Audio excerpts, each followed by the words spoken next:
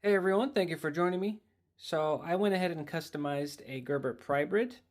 Now, unfortunately, I lost all the footage of me customizing this, so I'm just going to walk through of what I did to this thing.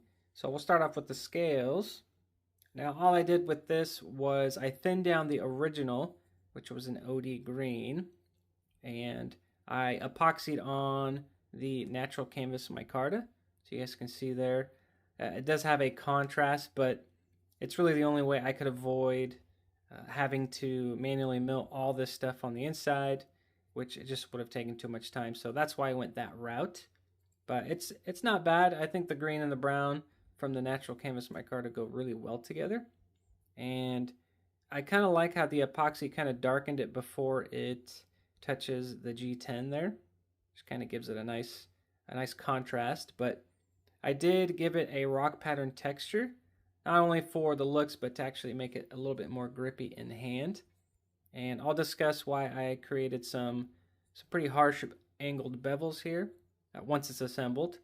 But that is I guess, considered the show side or the button side. And this was probably the most difficult part because I used my CNC to create this channel where the button rides, and in order to have that section where the seatbelt cutter uh, section is. But really happy with how these turned out. I went ahead and did the same to the back side of it, which was a lot thinner. This one was a little bit more tricky. I did add some thickness to it, but not by much. But I think it looks really good. And since the topography or the topographical pattern is kind of in right now, if you will, I went ahead and decided to use my CNC to create that. And you can see it kind of fades away in the back here. But really happy with it. That's what I did with the scales. Now for the outer section of this pry bar or pry grid is it's steel, and I really liked it. I liked the black coating, but I wanted to give it some extra texture, so I went ahead and gave it a rock pattern texture and then etched and stone washed it, which gave it a more aggressive stone wash finish, which I think looks really, really good. And mainly the sides are exposed the most. You don't really get to see much of this black coating, but really happy with how this turned out. And I even did the little section here, but I'll talk more about this when it's assembled, which came out just the same as the whole section. Now Gerber is known. Well, I shouldn't say known. At least from my experience, Gerber's hardware is terrible. I hate their hardware. It's not the strongest. It strips easily. Very soft.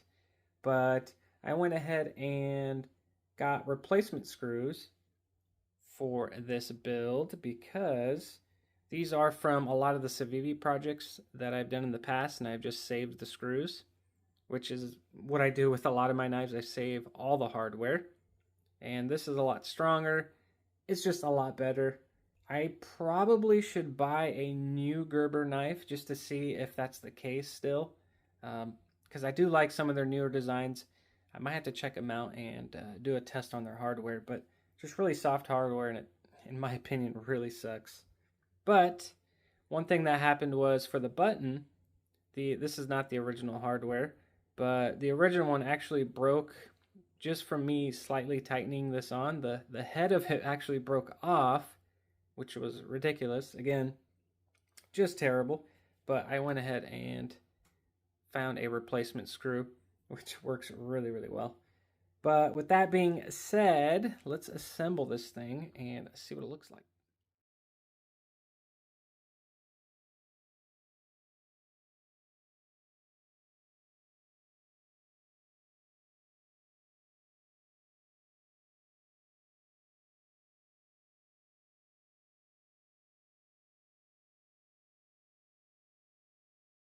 So here it is all assembled. Again, really like that texture or the rock pattern texture on the show side scale. Really exposes the layers of that natural canvas micarta. And not only that, but it feels good in hand. It adds a lot more grip. And here is the back side with that topographical pattern, which I think looks really, really good. Now, this material will get darker over time or from the oils of your hands. So I think it's just going to look really, really cool.